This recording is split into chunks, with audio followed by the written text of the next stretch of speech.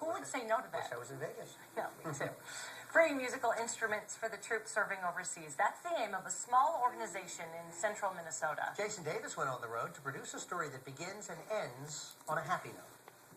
When we go on the road, there's a place I want to see.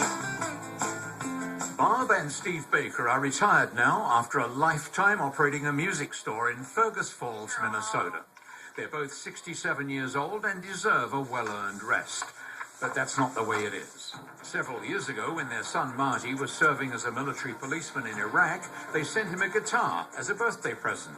So a few other soldiers in the unit decided, hey, we'd like to have a guitar too, you know. The next thing I know, we're holding a fundraiser at the local Legion in Fergus Falls. With just a few $100s, this couple started to collect used and new musical instruments of all kinds to send to American troops serving overseas. And we didn't know how to play. We were all sitting on the back porch just strumming them, and we laugh, and it was just a really, good way to escape.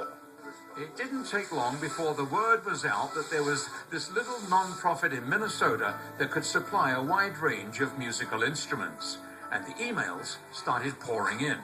It's not unusual to get anywhere from 100 to 200 requests a month. Can you meet those requests? No. So just about every day, Barb has the job of sifting through hundreds of requests to pick out a handful of servicemen and women who will be lucky enough to get an instrument. I just kind of have to let my heart lead me, to who we send to. Most of the troops ask for guitars or, surprisingly, violins. But the shelves here are full of wind instruments. And if anything needs fixing, Steve Baker can do it. They leave out of here ready to go. And I send extra strings with them, I send picks, I send straps, I send tuners. And even amplifiers for the electric guitars. There are no paid staff at Operation Happy Note. Everyone is a volunteer. Their salary is the thanks they get from people like former cavalry scout Jared Zeisman. It takes your mind away from everything you're doing over there.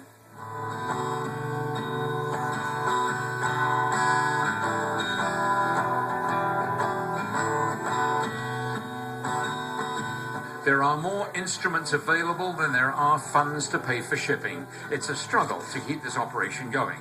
But the photographs tell the story. It just makes it all worthwhile.